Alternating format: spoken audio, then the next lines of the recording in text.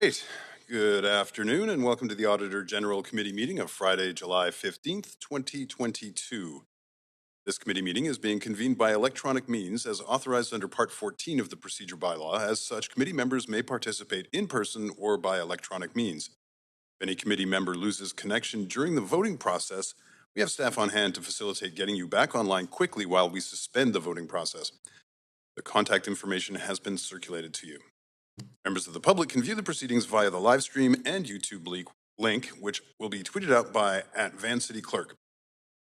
Video of committee members speaking, presentations, amendments, and vote results will be projected to viewers when available. Committee members are reminded to please enable their video to ensure quorum is maintained during the meeting under Section 14.13 of the Procedure Bylaw if attending virtually. The external members of the committee can access the speaking queue by clicking the raise hand icon on WebEx or raise your hand. We acknowledge that we are on the unceded homelands of the Musqueam, Squamish, and Tsleil-Waututh peoples, and we thank them for having cared for this land and look forward to working with them in partnership as we continue to build this great city together. I also want to take a moment to recognize the immense contributions of the City of Vancouver's staff who work hard every day and help make our city an incredible place to live, work, and play. Clerk, may I have a roll call, please? Yes. Councillor Fry is sitting in the chair. Councillor Hardwick. Present. Councillor Weep. Councillor Bly. Present. Councillor Kirby-Young. Present. Great. Archie External Representative Archie Johnson. Present.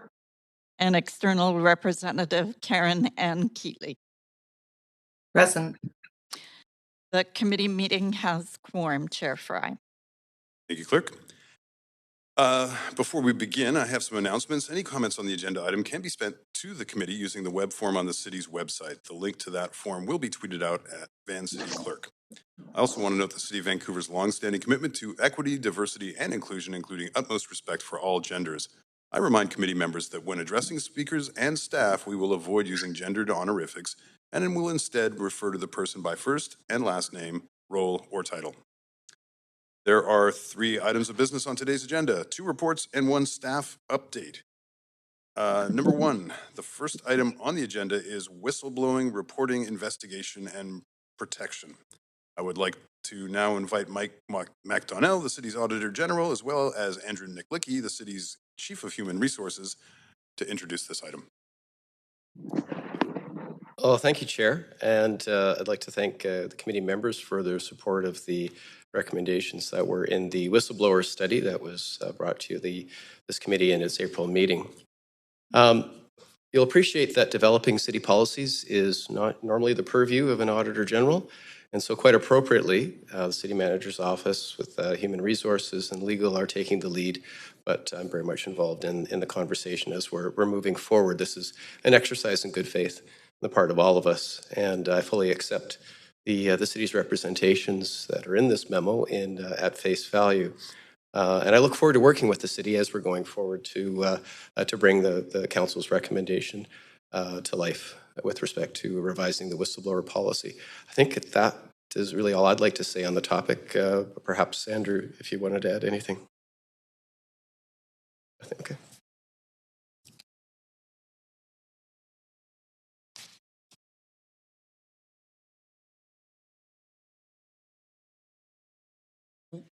Oh, sorry. No, nothing further from me. Thank you. Great. Are there any questions? Chair, this is Councillor Bly. I'm just wondering if I could be put on the queue, please. Sure. Councillor Bly. Oh, thank you, Clerk. Councillor Bly.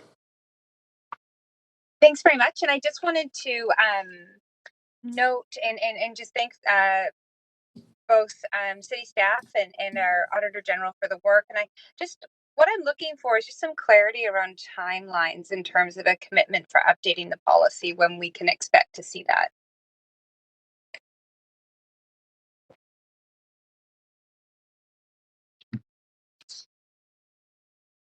Yeah, in terms of the timelines. We're going to get started on this as quickly as we can. We have a couple of other policies that we're currently working on with respect to respectful workplace and the code of conduct. All these policies, as written, currently sort of interplay into each other, so we've got to disconnect them and write them accordingly so they can sort of make sense and stand on their own. So that's going to take us a little bit of time. As well, what we do generally, just as good faith with our partners, is all policies that have to do with employment, we sit down and discuss with our unions and our staff associations. So as we can appreciate with summer and vacations, that likely will not be possible until we get into September, October. That's why we've committed to come back to this group by October with sort of a progress report. I can't give you any guarantees that will be done by that time, but we are certainly going to be moving forward to try to do this as effectively and efficiently as possible, and hoping that by October we may be done, or at least we'll be in a position to give you a firmer date on when we'll be completed. Okay, great. So if I was just to reflect back what I've heard, and I appreciate that there is obviously a number of stakeholders that require engagement, and sort of timelines in terms of how quickly that can happen is unclear at this time, but there will be a progress report back to this committee in October. And Chair, and correct me if I'm wrong, to our Director of HR, do we know when our meetings, when this particular committee as constituted prior to the election, how many times we will be meeting before October 15th, if at all? I believe that might be a question for the Auditor General. Mike? Oh, thank you, Chair. I believe the schedule that we had set for the committee at the outset was this was going to be the last meeting prior to the election. And so it'll be a new committee that would be reconstituted after October 15th. Okay, that's what I thought. So chances are this committee actually won't get an update in August. So I just want to make sure that what staff are suggesting in terms of time frame lines up with um, obviously the mandate of this particular term, and what we can expect. So I wonder if there's any revisions or edits to staff's comments in terms of timeline based on that. I'm not certain. I should talk to Mike about that, but in regards to, there may be a ways and means of doing it by memo if that's appropriate. If this is the last meeting and there is no way for this committee to meet again prior to, but those are just my thoughts. I should talk to Mike about that. Okay, so that's helpful. So I think this is just one quick follow up, if I still have time, Chair, is whether so based on that, when we look at a work plan, we typically sort of start with, of course, there's a lot of variables we cannot know for sure related to work plans. Generally speaking, though, we would say, you know, some sort of aspirational timeline, whether it's 6 months out or 9 months out, and then we're working our way backwards to hit some of these milestones of engagement. Is there any sense of what that end result type time frame would look like that gives the public some certainty around um, around this particular work related to the whistleblower policy? Sorry, I'm not sure I understand. It's your question. My question is, whenever a work plan is set out, and maybe this is just the work that needs to be done and can be updated to the committee in future, is some sort of time frame, recognizing we can't control all the moving parts, but what I see is the next step, which is around October, November, perhaps. But what does that longer range commitment look like in terms of having this policy updated so that the public has some certainty around that? So shooting further out is what I'm saying, because clearly it's not going to be October, November.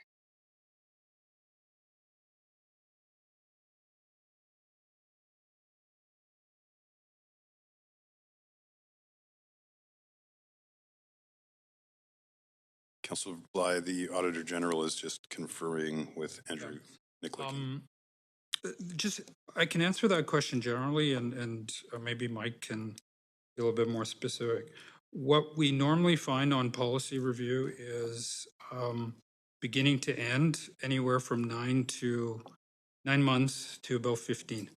Okay. Depending on the complexities of the policy. So I think what we'd like to do is, as we continue to work on this policy and put together a structure for a working group and a steering committee, is to map that out in the sense of, you know, what is our completion date going to look like as it relates to the work that needs to be done, and also where the other policies are.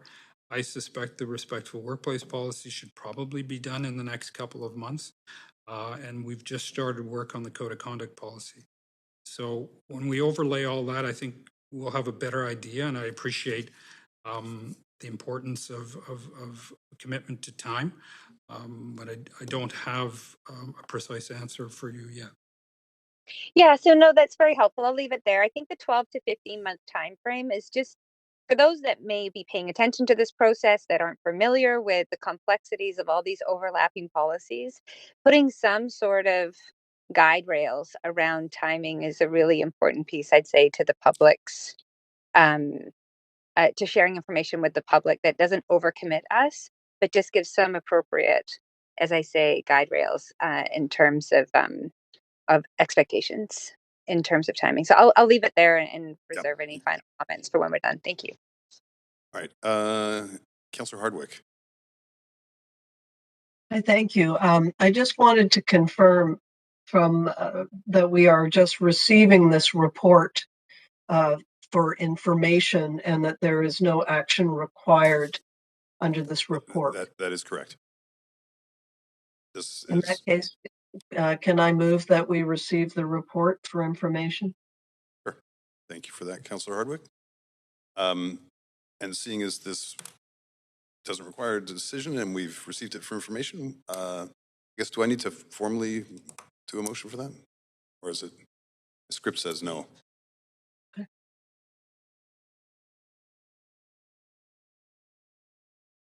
Seeing as we have an motion, any, all in favor? Any opposed? Okay. Great. Okay. So we received that for information, and moving on to item 2. The next item on the agenda is amendments to the City of Vancouver policies. We have the Auditor General here to introduce the item. Oh, thank you, Chair Fry. We have 6 proposed amendments to council-approved policies. The first 4 are entirely administrative in nature, adding the Auditor General and in some cases the Deputy Auditor General to definitions of policies related to procurement, disclosure, travel, and purchasing cards. So the first 4 are really entirely housekeeping in nature to recognize new positions in the city. The last 2, the city amendments to the city's media relations policy and the social media policy, are small changes, but to me they're quite significant. These policies provide guidance to city staff on processes and procedures for interactions with the media and on social media, and contemplate oversight and control by the city's corporate communications office. Such control and oversight by city staff is inconsistent with the operation of an office that's independent of the city's administration, and therefore I'm asking council to exempt my office from them. Great. Thank you, Mike. We do have a recommendation in the report that the Auditor General Committee endorse the Auditor General's recommendations contained in Appendix A of this report and recommend the policy changes to council for approval. Before we ask somebody to move this, do we have any questions? Hearing none, move the recommendation. Oh, Second. sorry. I do see Karen Kelty raise her hand, so. Okay. Just a question, and I'm not sure about it, but Auditor General, does that mean you'll be developing your own policies for staff in this area? Thank you for that, Karen. Yes, and in fact, I already have policies in place for my staff in relation to these 2 areas. Thank you. Okay, thank you, Karen. Thank you, Mike. Okay, so seeing no further questions. Move the recommendation, Chair. I heard moved by Kirby Young, second by Hardwick. Yeah. Oh, we don't need a Just seconder. clarifying, we don't need a seconder. Right? It's committee. Okay, great. Any discussion? Seeing none.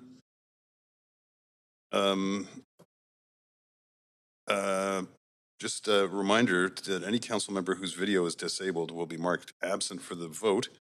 So we are about to vote on this. So, Rebecca. Councillor Bly. Thank you. All in favor? Okay. Aye. Opposed? Seeing none. That passes and concludes item 2. Our final item is Office of the Auditor General Status Update. And again, we have our Auditor General here to introduce the item. Mike? Thank you, Chair.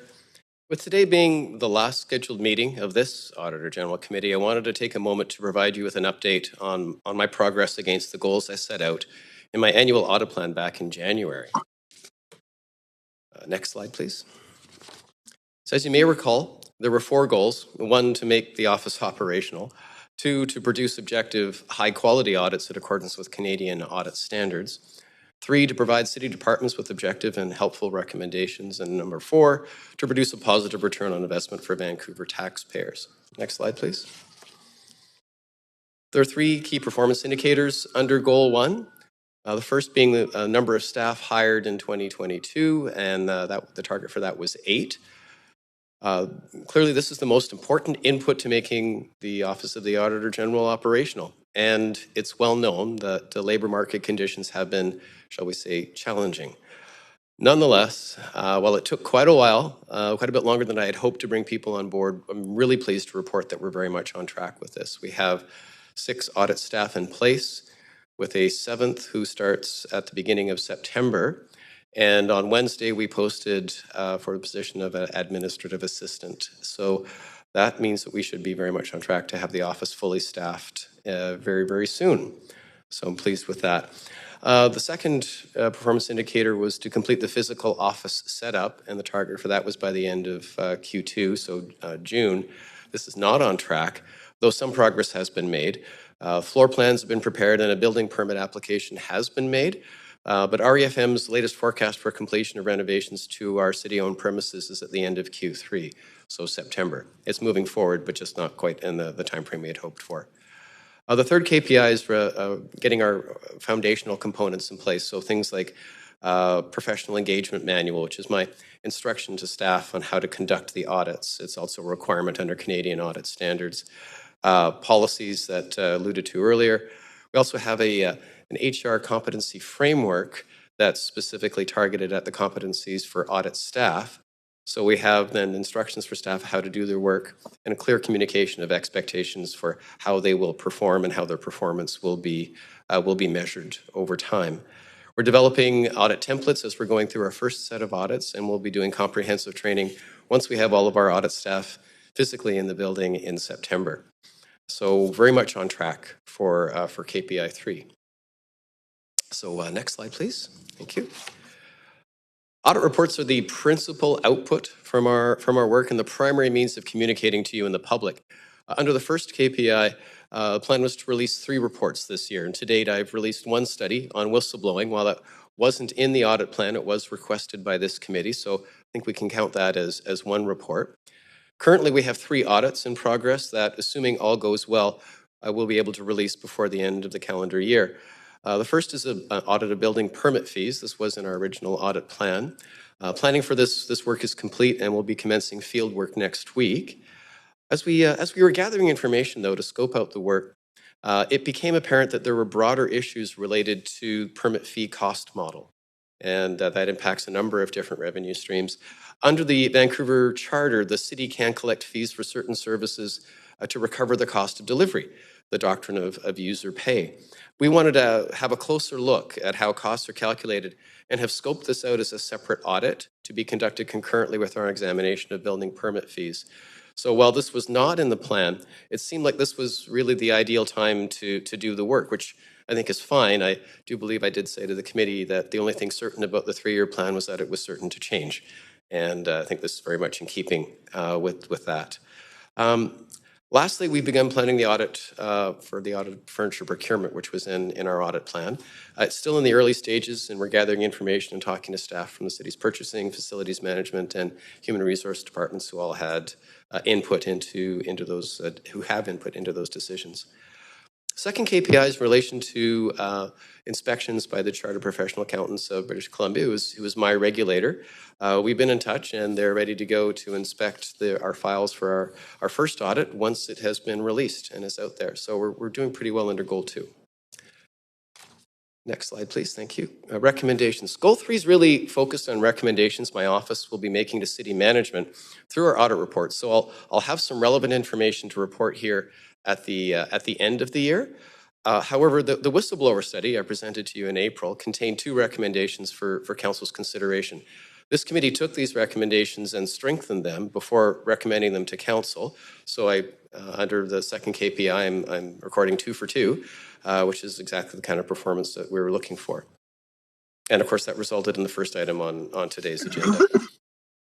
Okay, Goal 4, achieving a positive return on investment. This will be measured over 5 years when we have data on both the cost and the cost savings side. However, since I came to this committee with my initial budget request last November, I thought I should circle back with information on the expense side. Council endorsed a budget of $1.6 million for the Office of the Auditor General in 2022. Due to delays in hiring and consequently in starting our audit projects, I'm forecasting the office's expenses will be a little more than $300,000 below budget. This relates entirely to salary expenses and savings from delays in getting audits started with expenses related to advisors and consultants. So I'd like to conclude by thanking Mayor and Council generally, and this committee in particular, for their support of my office and of me as the office has been brought to life. I thank you for your confidence that you placed in us, and I look forward to delivering on your expectations in the coming months. So, thank you, Chair. Thank you, Auditor General Mike McDonnell. Are there any questions? Councillor Hardwick. Thank you. Thanks very much, Mike. First of all, the slide deck that you shared with us, will that be available on the city's website? Yes, it will be. Thanks very much. And I just wanted to say a personal thank you. I've just been going back and thinking about the sequence of events that brought us to where we are today, especially since it's been identified that this will be our final meeting of this particular committee during this particular council. And it was early in our term back in the early part of 2019 that the impetus for the establishment of the Office of the Auditor General began. And as we finished July, I reflect on having spent August meeting everybody in the Canadian Audit and Accountability Foundation and doing the homework which led to the October 2019 motion that brought us forward. And I just wanted to also acknowledge the other members of council that have been part of this process, because we went through 1, 2, 3, 4, 5 motions, I think, moving this forward sequentially, where we formed committees. The committees worked together to do the research. We brought on the Canadian Audit and Accountability Foundation to do research and provide recommendations that became bylaws, which ultimately led in August last year of identifying Mike McDonnell as our inaugural Auditor General. And if there's any one takeaway for me personally over this course, the course of this term, is how all of you, I'm looking at those of you on the call and others, have worked together through each stage from recruitment into the current operational aspects of the Auditor General. So thanks. I think we can all look back as a success on where you've taken it now, Mike. Thank you. Thank you, Councillor Hardwick. Thank you, Councillor Hardwick. Councillor Kirby-Young. Yeah, thanks, Chair, and thank you very much for the update. The question that I have is really with respect to the outputs on kind of goal 4, Mike, that you had shared, and those 3 audits with the expectation of delivering them by December. And my question is whether or not you feel committed to that timeline, or if you see any risk or other factors that could impact that. And I ask that question in the sense that I know council's anxious to see it, but I know the public are anxious to see sort of it becomes real, right? When people see the audit and the public can see what the outputs of the office are. So I'm wondering if you can comment on if you feel solid about that timeline, or there are other factors that could jeopardize it. Well, thank you, Councillor Kirby-Young. Whenever the audits are ready, I'll be holding on to them until such time as the election's completed and the Auditor General Committee has been reconstituted. So the expectation is that the 3 audits will likely be released in fairly quick succession, likely end of November, or probably more likely in throughout December. There's always risks as we're moving forward, because we're still in the very early stages of 2 of the 3 audits, that there may be unforeseen circumstances, and that's really impossible to predict. We don't know what we don't know when we enter into these projects, and that's really the whole purpose of doing the audit, is to learn and to discover. That being said, I think the topics, as we're scoping them out, we're deliberately keeping them tight so that they don't expand and take a lot longer than we're expecting. So the expectation at this point is that delivering all 3 before the end of the calendar year is quite doable. Okay, that's great to hear. And then follow up on that is with respect, I'm wondering if you've factored in, or if in your engagement with staff, if they shared the normal fee review process, because typically those fees are adjusted on an annual basis, whether it is for normal inflationary adjustments or if there's any acknowledgement with respect to factors. What could be market assessment, perhaps fees are higher in a particular category when there's a new type of permitting introduced and they level over time. And so council, typically around the time that you would be delivering those reports, would be setting fees for the following calendar fiscal year. So I'm wondering if there's any consideration given to that, because I'm just thinking about syncing up of potential recommendations coming forward that might impact an approach to how those fees might be adjusted. Well, I really can't control that particular piece of timing, but our audit process is quite transparent with those who are being subject to the audit. So while the report might not be released until December, the substantive findings and recommendations will be shared with and discussed with management long beforehand. And it's under the no surprises rule that I've spoken to this committee about, and I've spoken to city management about a number of times, that when our reports come out, there are no surprises in that sense. So any impact that recommendations or findings that we might have could be taken into account before the report is actually released. Okay, that's helpful to know. And then I'll say in closing that I appreciate Councillor Hardwick's drive in setting up this office. Very happy to support the process and part of it. I'm actually really looking forward to seeing the first audit. And so hopefully, depending on what happens in October, I would love to be back on this table to receive our first audit and be having this conversation again. But I really appreciate all the work that you're doing and that's gone into setting up the office. Thank you. Thank you, Councillor Kirby. Great. And I did just get a note from the clerk advising that this presentation is available online on the meeting page, which you can find. Okay, so as this item does not require a decision, this brings us to the end of our agenda. And just a reminder that this is the last scheduled meeting of this committee until it is reconstituted after the civic election. May we have... Motion to adjourn? Thank you, Councillor Hardwick. Those in favor, yay. Yay. Opposed? Yay. Motion carries unanimously, and this meeting is adjourned. Thanks, everybody. And Thanks. thank you to